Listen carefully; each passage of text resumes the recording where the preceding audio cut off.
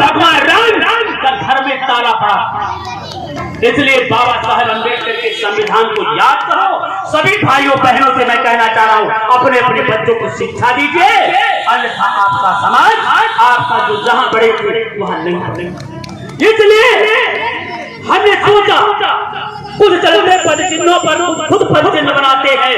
इसलिए हमने आज मुट्ठी भर अपना प्रकाश महोत्सव बना सकते हैं, अपने जन्मदिन पर दीप जला सकते हैं। तो ये 85% कहने वाले बाबा साहब के अनुयायी, ये बहुजन समाज के लोग क्या अपने महापुरुष के जन्मदिन पर दीप नहीं जला सकते हैं?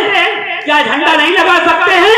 इसलिए मैंने ऐलान किया हूँ कि 14 अप्रैल 2024 को इस बार ऐतिहासिक बनाना है। और आपको बताना चाहता हूँ 25 लाख दीप गोमती नगर लखनऊ में हम सभी समाज के लोगों से हाथ जोड़ करके निवेदन करना चाहता हूँ कि आपके गांव से अधिक से लोग पहुंचे और दीप जलाएं।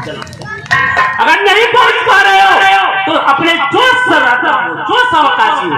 मैं ये नहीं कह रहा कि अपना खेत पात बेच करके 1 रुपया 2 रुपया 50 पैसे कुछ न हो तो अपने घर में रुई की बत्ती बना करके दे देना, जाके वहां पर जलाया जा सकता। और वहां नहीं पहुंच पाना तो इस संत सरोवर रविदास के इस स्थान पर बाबा साहब पार्क में जरूर दीप जला देना। और मैं तो आह्वान करूंगा कि वहां पर जरूर आइए, जाके आपकी ताकत का एहसास होगा। अन्यथा जमीन बेच देंगे, चमन बेच देंगे। अगर ये बहुजन समाज के लोग न बेच जाते तो तुम्हारा आरक्षण के साथ साथ तुम्हारा संविधान भी बेच देंगे।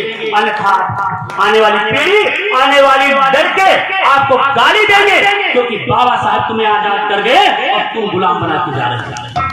दोस्तों बहुत समय मैं नहीं लूंगा क्योंकि हमारे बहुत से साथी हैं। मैं कहना चाह रहा हूँ जो भी सज्जन इस संगठन से जुड़ना चाहते हैं, किसी का उत्पीड़न हो, किसी का कोई भी व्यक्ति हो, कृपया इस नंबर दिए गए हैं 9454325236 94 54 32 36 पर फोन करें।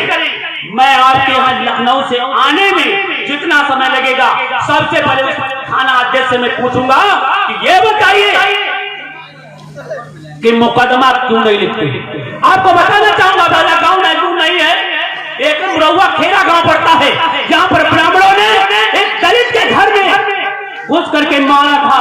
और मैं ही हूँ राजेश सिद्धार्थ।